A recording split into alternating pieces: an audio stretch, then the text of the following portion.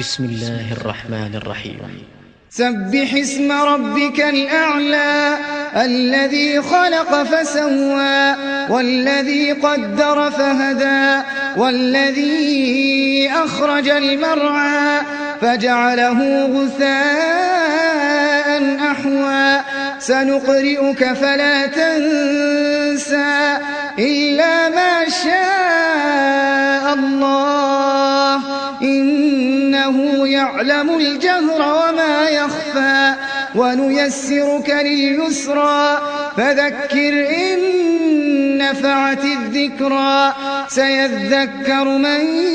يخشى ويتجنبها الأشقى الذي يصلى النار الكبرى ثم لا يموت فيها ولا يحيا قد أفلح من تزكى وذكر اسم ربه فصلى بل تؤثرون الحياة الدنيا والآخرة خير